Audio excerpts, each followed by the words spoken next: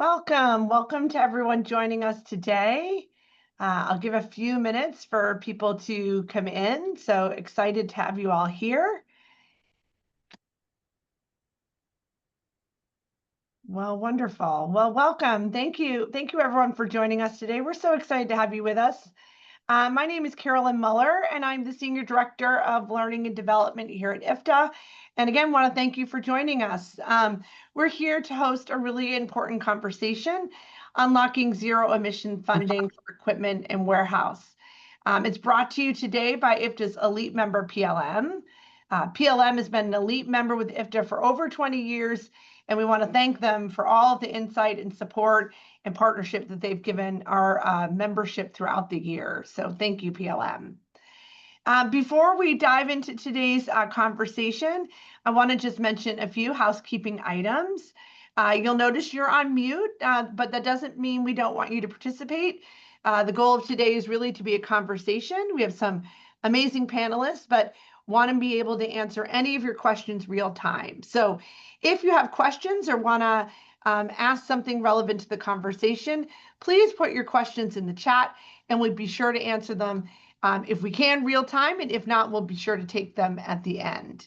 I'll also note that today's webinar is being recorded. We should have this up on our site hopefully by this afternoon. So if there's any information that you hear here today that you want to share with colleagues or other people that you know, please feel free to do that as well. So let me go ahead and introduce our amazing panel today. First, we're joined by David Cofield, who's Director of Business Development here at IFTA. David has been with IFTA for several years, has a strong background in both business development as well as government affairs. So he's well-versed to help moderate our conversation. Alan Gassler is a zero-emission customer sales and operation analyst with PLM. He's a subject matter expert in zero-emission technology and provides customer consulting on metrics and optimized strategies for zero-emission and refrigerated equipment. He brings customized analytic reports to support customer sustainability and goals, and is a frequent speaker on this topic. So we're thrilled to have him. Robert Gottsegen is the Vice President of Analytics at Grid Market, where he leads the distributed energy products and projects, analytics, and development. He oversees multidisciplinary teams to design data-driven clean energy solutions. Since 2015, he's been instrumental in developing Grid Market's machine learning-based platforms and creating tools to generate distributed energy resource implementation maps. And finally, Alexandra Carducci is the Vice President of Global Sales at Novalis Energy Systems. She leads revenue strategy and market expansion for advanced electrification solutions. So Alexandra has pioneered sales in the battery electric equipment across logistics, cold chain, industrial, and off-road applications. So as you can see, we have a robust panel here today. But with that, I'm going to hand it over to David and let him start our conversation. Thanks, Carolyn. And I appreciate our panelists, Alan, Robert, and Alexandria. Thanks for joining us. I know you guys, it's a busy season for IFTA. It's a busy season for all of our companies, all of our members, allied, elite, select, and food service distributors across the country. In case you forgot, Thanksgiving's coming up, so we're moving food. Let's just be honest. So all across the country, and we couldn't do it without PLM and our supporters across the board here at IFTA. So I'll just kick it off. First, the conversation of zero emission has been going on a while, right? I've been here at IFTA for 3 years. I've been in Washington, D.C. for over 13. We've seen electrification go from a thought into reality. And so I think it's impressive to see what has happened, and the future is probably just as more impressive. So we're going to get into that a little bit today with these three experts, their perspectives on how you can be most effective, what you can do now between this year and next. It's also budget season, so we're going to touch on some financials and things can make you hopefully get a little bit more ahead of the curve, and also to be a little bit more dynamic. there's some other things that you, other opportunities out there that you may not have known about. And so I know I didn't know about them all until we've had some conversations here over the past few weeks. So again, my name is David Cofield, Director of Business Development here at IFTA. I appreciate all of our attendees and our panelists joining us. So from this point on, it's going to be a conversation with ourselves, or with our panelists, and hopefully some engagement from the crowd here for questions. But again, I've talked on a little bit about the financials. It is budget season. I know it is here at IFTA and other places around the country and other supporters. So I'll start with Alexandria, just if you don't mind, just as we kick off this conversation. It's the end of the year. People are planning for, or have looked at their budgets from the past year end. And for this part, on fleet management, probably over the life cycle of that vehicle, if they have them. And so they're looking at what they've got, where they're going to go, and into the future. So if you could just talk just a little bit about cost versus the value perception. There's a perception out there that I think people might find it a burden to transform or look further into new solutions. We see this both on technology. We also see it here in hardware.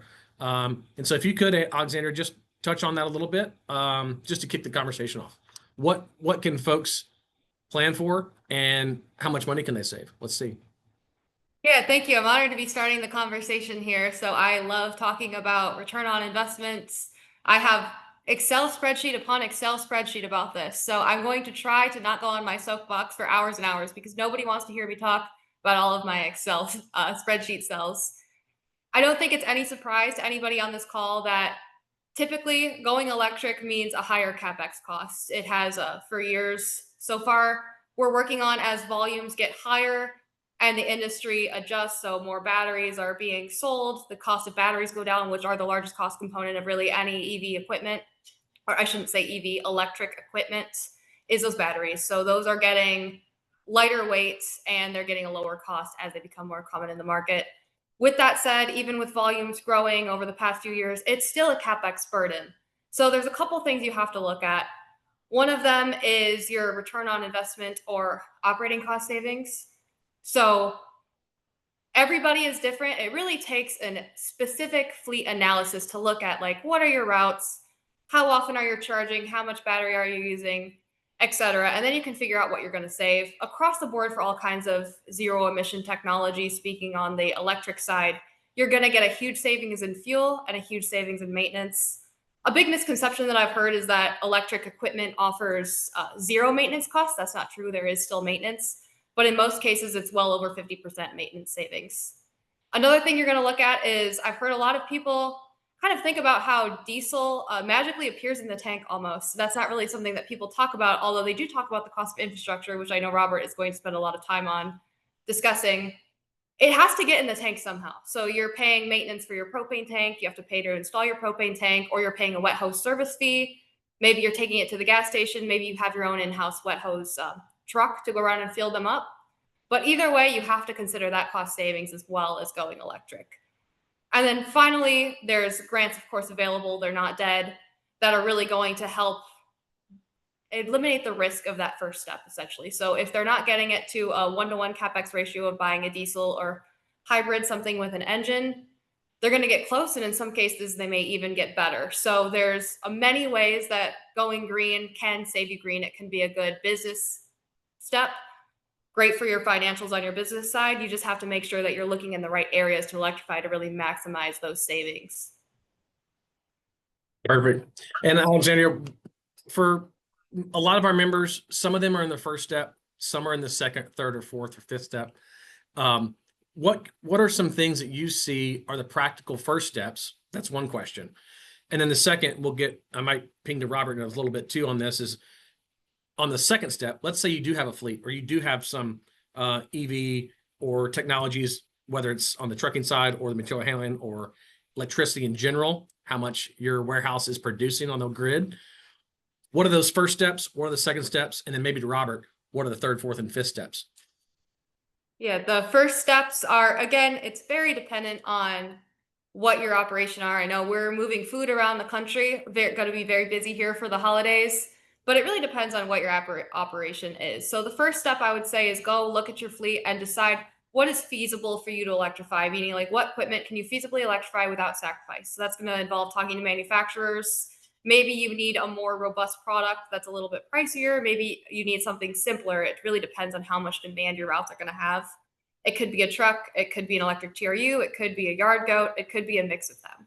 So that's just really going to matter to you. What can you feasibly electrify? And then also at the same time, look at what kind of incentives are out there and available. So people think that incentives have been terminated, and although they've been decreased, definitely, there's still a lot out there locally and federally. There's utility rebates in pretty much every state, at least that I've looked at so far. There's federal programs like DARA and NEVI still available to help you electrify your equipment as well as your infrastructure.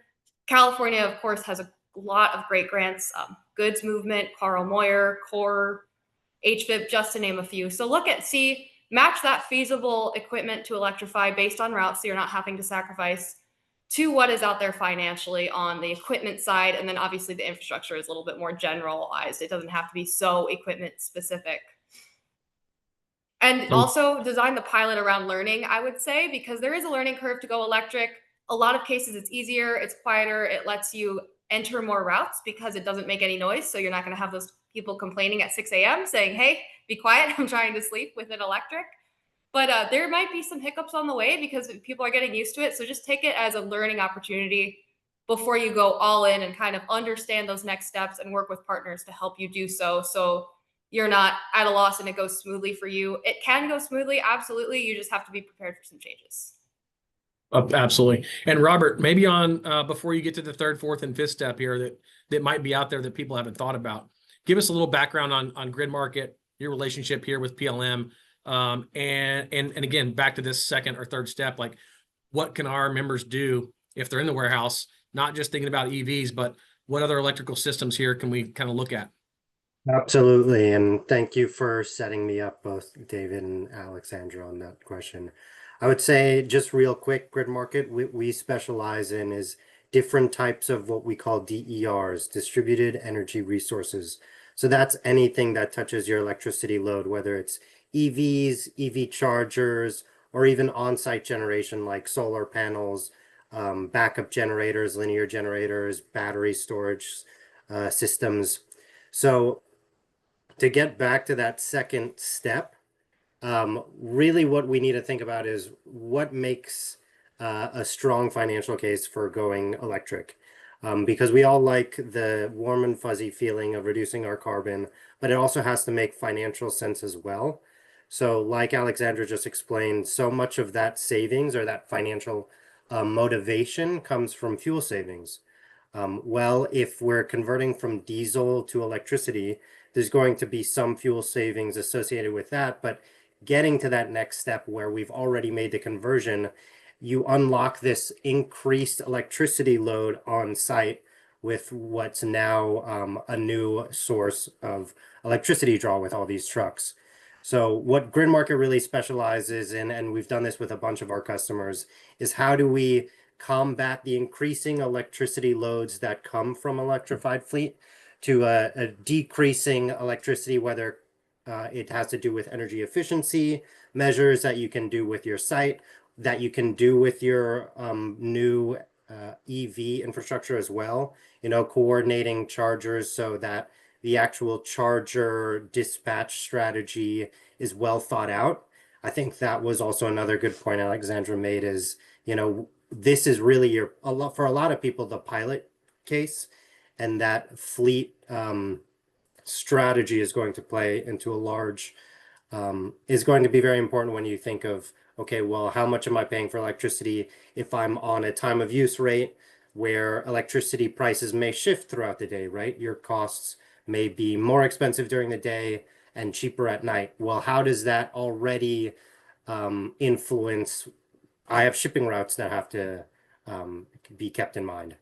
So what's important for these, these fleets that are going electric as that second step is, well, what can we do to either decrease current electricity usage? What can we do to save money on your operating costs? How can we feed this newly electrified fleet with on-site power, renewable power, so we can further reduce carbon emissions? and how can we incorporate these technologies to promote the ROI and the actual infrastructure investments. Awesome. Super helpful.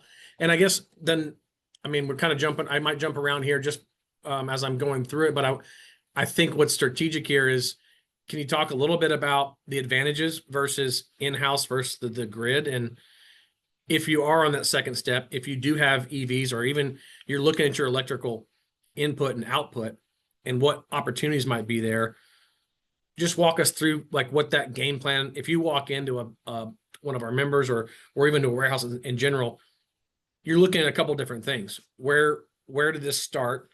What's the energy input and output? And how can we find ways to make that more efficient? Maybe just kind of touch on, do you want to bring that in-house? Do you want to use the utility company? And in fact, the next question on follow-up with that is, which states are better to do that?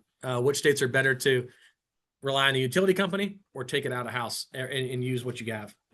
Absolutely. So maybe I'll answer some of those questions a little out of order. Which states? So think of the states that have the highest electricity costs are usually the low-hanging fruit to where can we install on-site power, right? So you're looking at your California, your Hawaii, Massachusetts, New York, Illinois, places like New Jersey on the East Coast, as well as places that might be hitting high dollar per kilowatt hour charges. In addition to just how much do you spend on your electricity bill, think of some of these programs which we're going to talk to today, because it's not just where electricity is expensive, it's where are there grants, where is there funding to help lower costs as well. So it's not a one size fits all, unfortunately.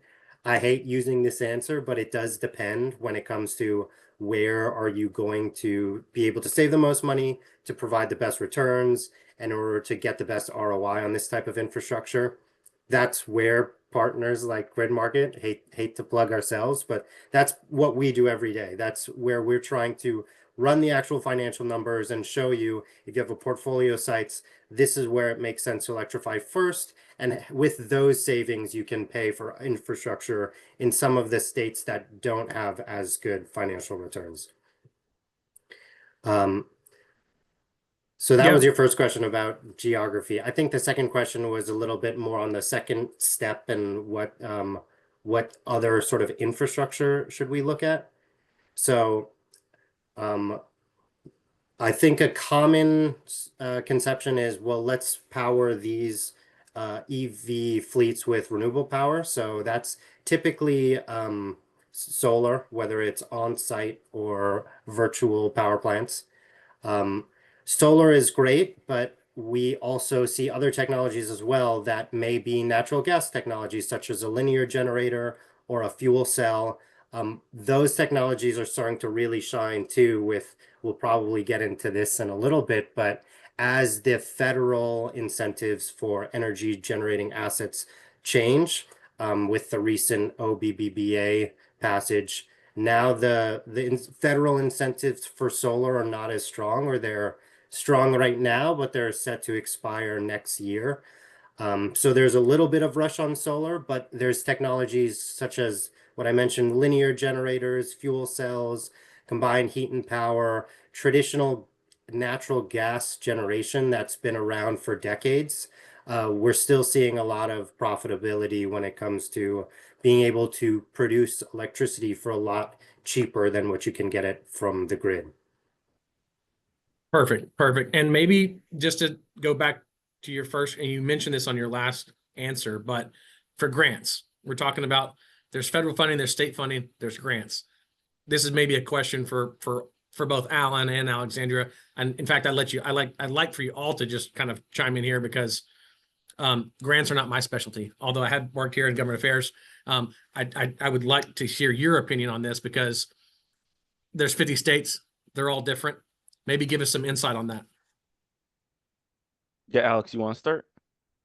Sure. I've been working pretty heavy on this. There are 50 states. They are all very different. And of course, there's some more powerhouses that have a lot of grants opportunities versus some other states that are not as focused on it.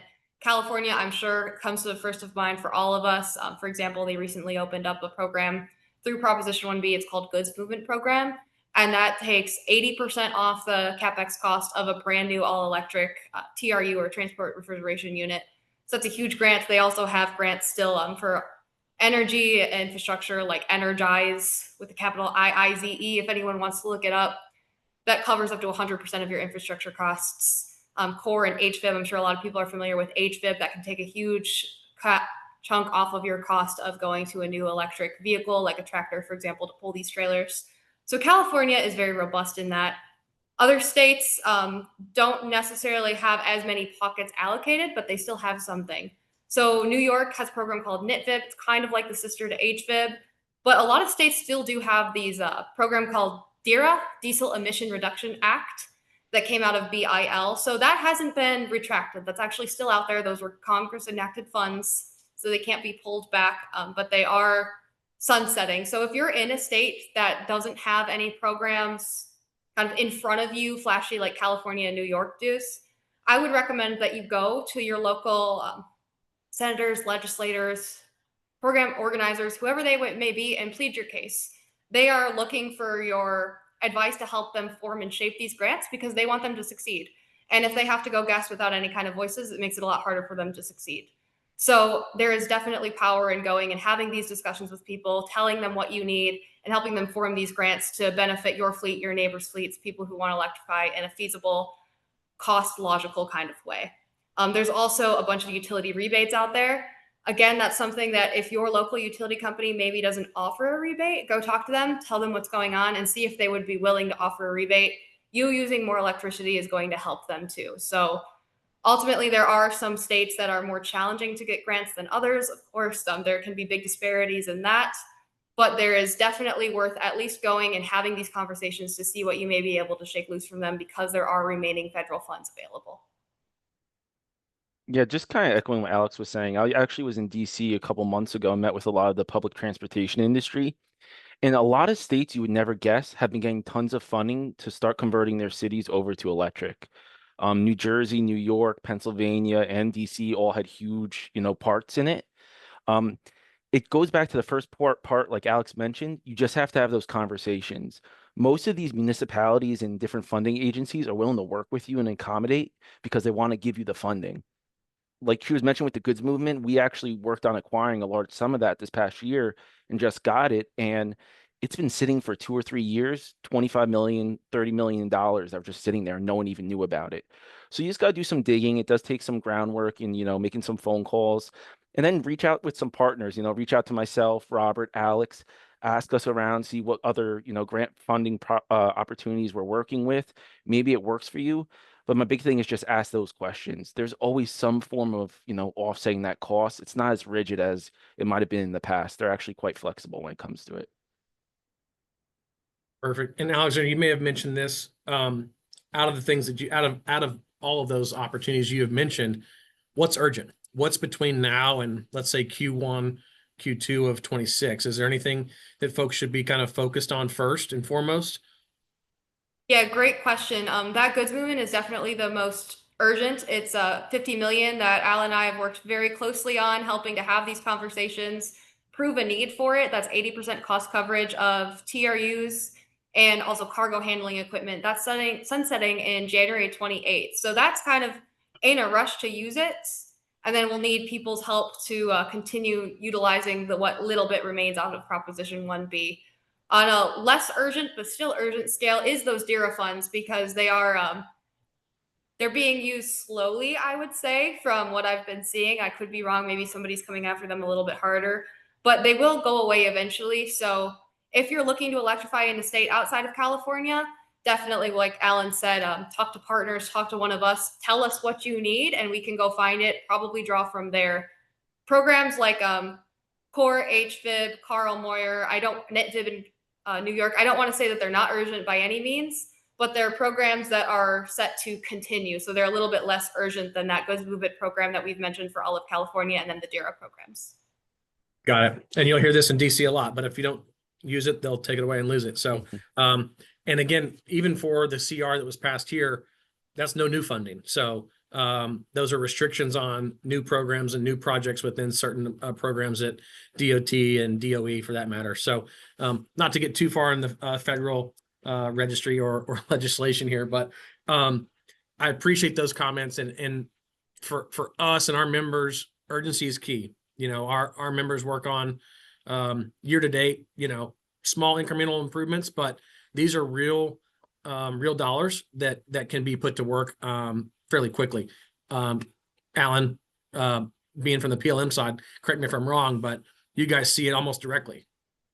Oh yeah, I mean, we're like Alex was mentioning right now, we're going with our California customers if they run any routes in California and trying to figure out where, based upon their different location and distribution centers, where we might be able to fund some of this money to allow for their internal projects. So down the road, they have a little bit more leniency in regards to their timelines. It's a process that needs to start yesterday, because I could tell you Sure. for the latest one that we just got approved for, it took myself and the team probably 5 to 6 months to pull all the documentation, get the pictures. Then you have to worry about scrapping the units, install timeframes. So you really have to have that conversation ASAP. It's a rolling list. So as soon as one funding source is ending, another one might be coming. So just have that conversation. Let's get the ball rolling there, because I was even surprised the amount of manpower and hours it really takes. And if you're working your own business, you have to worry about your day-to-day operations and generating your own internal revenue. Last thing you do is, all right, I have to go take a picture of 300 trailers outside and then ship it out, and hopefully it's good. So that's where it's very important to have those partners, like I said, and just a little guidance, start having those conversations with those different agencies. So you set a standard and a realistic expectation when it comes to filling out these grant programs. Got it. And it kind of goes to my next question. You answered it a little bit, but what are the big mistakes, right? Stay early. Don't think you're behind the 8 ball, but you got to get started. Yeah, and on top of that too, don't think you're not going to get it. You might say at the end of the day, well, I'm too big, I'm too small, they don't care about us. Well, you know what? They actually do. I could tell you, I've seen a lot of case studies and stories we've worked on where we thought we weren't getting it, but they said, you know what? Oh, we had a little extra money over here that wasn't being used for lawnmowers. Let's give it to the TRU space or the tractor space. So don't be afraid of, asking those questions and trying to qualify for the funding sources. Because the worst they can say is no, and at the end of the day, you can save a boatload of money. So just have those conversations and kind of just get the ball rolling as soon as possible. Awesome. Super helpful. And Alan, you mentioned this a little bit again, on size, right? I mean, a lot of our members, we represent over 100 food service distributors here on the food service side, and continue to grow that number across the country. We know there's 14,000 food service distributors total in the US. Talk to us a little bit about size of fleet, small versus large. I'm not going to, you could look through our list of members here, but we've got a wide range of both small and large companies. So how does that strategy differ between small fleets, and I say small fleet, a couple trucks, versus, a national organization that's got, hundreds of trucks? Yeah, so I mean, we've been able to get funding for 1 or 2 tractors or trucks for a customer, as well as 100 plus for some larger customers out in California and New Jersey. So either, size, you will have the opportunity of getting it. My only caution is there's going to be a constraint as to how quickly you can create these vehicles. At the end of the day, there's so many people that are able to crank the wrenches, so many batteries that can be upfit, so many, new units and infrastructure that can be put in at one time. So if everyone wants to say, okay, we want to do 1,000 by next month, it's just not feasible. So whether you're big or small, you need to start planning out your production schedules and your overall timelines right now. Because if you're a big player and you have some internal ESG goals of, converting 50% of your fleet, and you have 1,000 units in 2 or 3 years, you're already kind of a little behind the 8 ball there. But regardless of size, you'll be able to get the funding. It really doesn't, differentiate too much. You just got to start having that conversation, really take a step back and say, okay, this is what my timeline is, and this is what my plan is. So you have some milestones you can set internally to say, okay, we will hit it by 2027, or you know what, maybe we need to do some internal reviews and push this out a little bit longer. Got it. Robert, anything from your side as we talk about kind of the holistic approach here? I mean, fleets are one opportunity, but we've talked about a few other opportunities that are out there. For me, when I first was looking at the information here, I'm like, there's a lot of folks here on this call that may be thinking TRUs and EVs, but what else is out there? and what can they do to kind of expand on that, or maybe take a magnifying glass to the warehouse and see where they can be most efficient? Yeah, absolutely. I mean, electrifying your fleet is a big step in any kind of corporate goal. I would say any sort of other electricity or energy type of measures, it's good to do in tandem, especially if you're having, engineers come on site to install EV chargers. Maybe it's not a bad idea to also wrap in some sort of energy generation technology. We've worked with multiple EV transition projects in the past, and we usually pair them with solar or with some sort of other technology to make that financial impact a little bit more substantial, or to make the financial savings more present. Um, Energy efficiency is a great thing to keep in mind too, because a lot of times people might not realize that, utility infrastructure and what your electrical grid can actually handle from an energy perspective may not be what you expect. If you're looking to electrify a large portion of trucks, and all of a sudden your utility saying like, whoa, whoa, whoa, whoa, slow down. We'd love to sell you the extra energy, but we just don't have the hardware and the distribution and the transmission lines to support this. That's when it becomes really powerful to pair with either energy reduction measures on site, energy generation measures on site, or even just strategy about how you're planning your own operations. Whether if you are distribution center that's looking to charge all your trucks at the same time because you're used to filling all your diesel tanks at the same time, maybe that's not feasible anymore. Or maybe your utility will say, we want you to go electric, but we're going to need X amount of months to, change the amount of hosting capacity and the actual substation constraints that are at the site. So those are all things to kind of keep in mind. And also the point that Alan's making is it's never too early to start having these conversations, really. Um, it's it's always good to expect the unexpected when it comes to any sort of construction project or any sort of large transition in your corporate strategy. But also not only just expect the unexpected, but rely on your partners. That's why we all do what we do, is to make your life a little bit easier. Yes, it's a transition to electrify your fleet, but it's something that we all have expertise in, and we can provide advice, and we're happy to hold your hand along that process. Awesome. And kind of to piggyback off of that, right? Unexpected delays, timeline, get ahead of the timeline. A lot of those things to get ahead of those and to start early require information, data, analytics, knowing what you have or what your capability is. I'm not a data expert. Robert, walk us through what data companies might need to be looking at to see where they can find the most benefit. Totally. So because I'm an energy guy, I always love a load profile. Basically, it shows you how much you're using how much electricity you're using throughout the day, and it'll shine light on things that you might not realize. Maybe I can, move this part of my daily process by an hour, and all of a sudden I'm saving 10% a month on my electricity bills.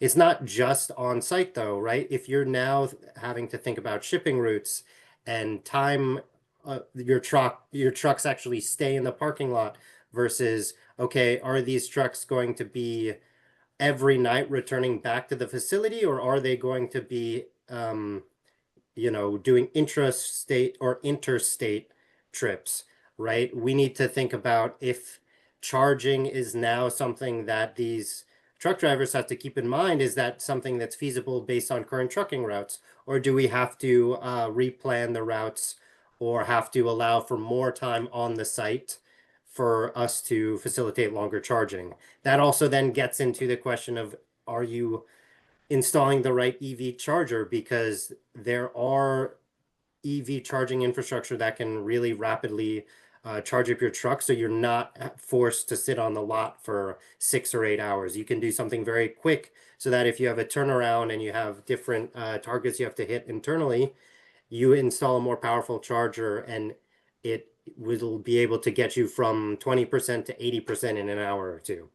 So again, the data like what we originally said, there is going to be a little bit of a pilot, but just keeping good track of how the fleet management currently is versus keeping it business as usual or going to go fully electric.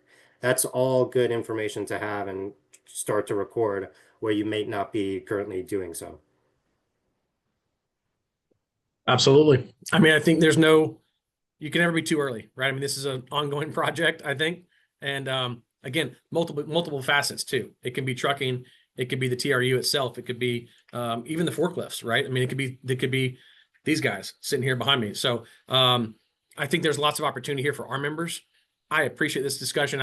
I think if there's questions, I would like to maybe take some time and if there's questions in the chat, if not, we can open it up for questions.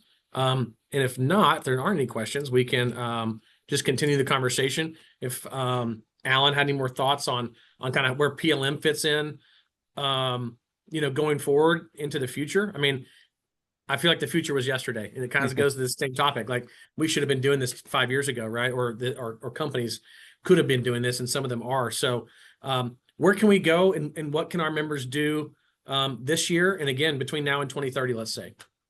Yeah, so I mean, here at PLM, we kind of put together a 10-step roadmap, right? So if you're Joe Schmo coming off the street, you've never even seen what an EV vehicle is, we can kind of walk you through nuts to bolts, doing, route analysis of your diesel side, how it would translate over to the electric side, infrastructure, grant funding, basically everything you would have to be able to convert to an EV fleet. And then we try to leverage our partners like that are on the call today and try to see, what's the best products for them in order to make it a very seamless transition. It's just asking those questions and really getting into what you're currently doing operationally from a diesel side and seeing, does this make sense electrically? If you're driving across the country, unfortunately, in today's day and age, until there's better charging set up in place, it makes it very difficult to do. But if you're going back to the same depot every day, or you're going from point A to point B, and you just need, 2 chargers at each point, we can make it work, and we come up with an operational strategy to, move forward. So we really just say, customers, reach out to us. We'll walk you through the roadmap, kind of give you a high level overview of, what the steps are. We're never going to have you guys sign anything and say, oh, no, we need your money at the end of the day. We just want to give you some guidance, give you some options, and then it's up to the customer to make their educated decision on how they want to move forward. Awesome. Alexander, anything last question or comments or questions from your side, from the Novalis Energy team, and what our members can do to stay ahead of the 8 ball here, which the answer changes often on what to do.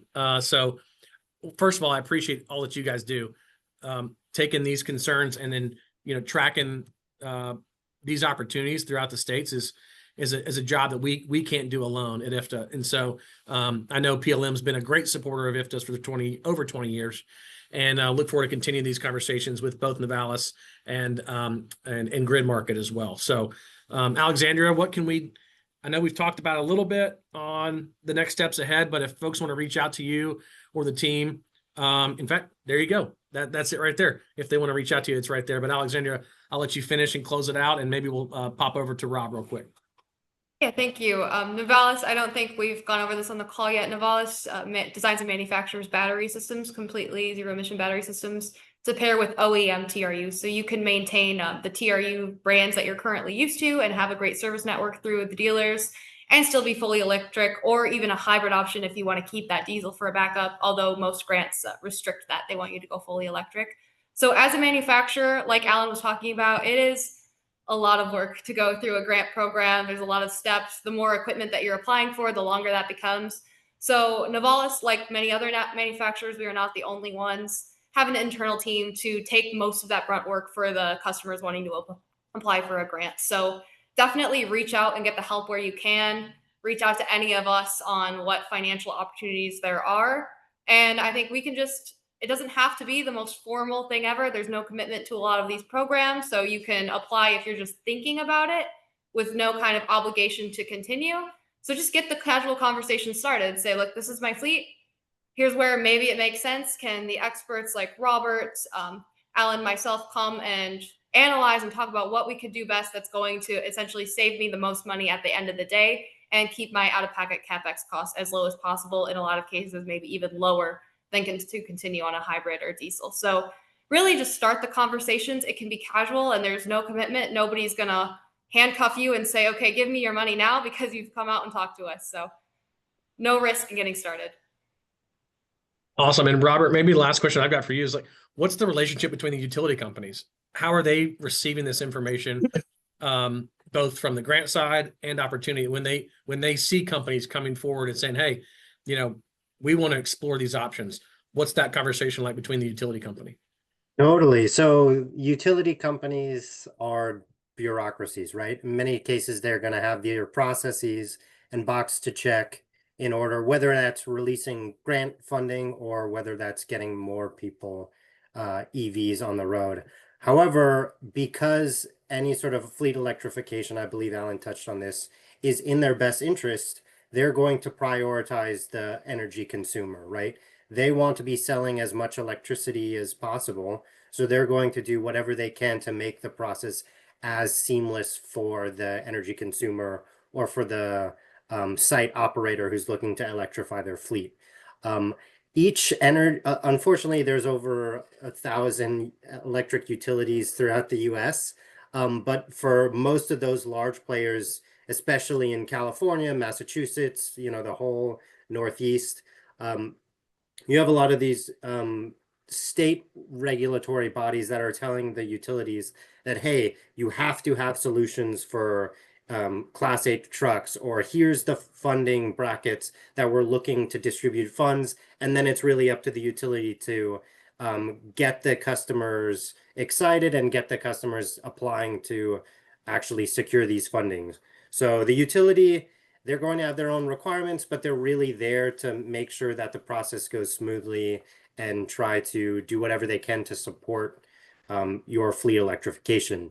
In many cases, that might mean the utility itself is going to pay for some of the infrastructure upgrades needed on their side, so that really the fleet owner is only paying for the actual EVs and the EV charging, and then anything else associated with hardware or technology or the electrical grid is going to be at cost to the utility.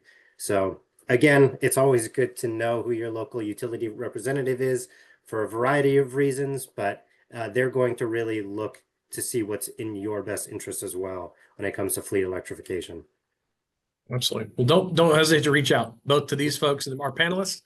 Don't hesitate to reach out to IFTA. Don't hesitate to reach out to your utility company, your state reps, federal reps, and folks that are involved in this process. It does take a team and a lot of effort to make these changes, but they are happening.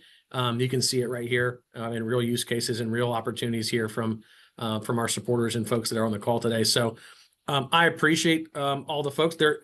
I'll leave.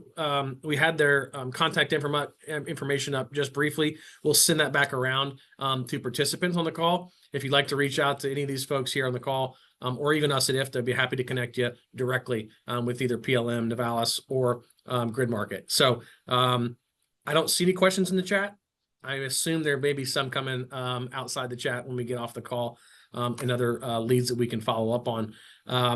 With that, I want to thank everybody for joining us today and this afternoon on this webinar hosted by PLM. Again, my name is David Cofield, Director of Business Development here at IFTA. If we can ever be of assistance on this or any other topics or events that we host here at IFTA, please don't hesitate to reach out. Again, thank you, Alexandra, Alan, and Robert. We couldn't do this call without you. I'd be lost with asking these questions to myself. So thanks for answering. Thanks for taking the time out of your busy schedule at the end of the year for us to look to the future and get ahead. Thank you for having Of us. course. Thank you. Yeah, thank you Talk to to you all of soon. you. Stay in touch.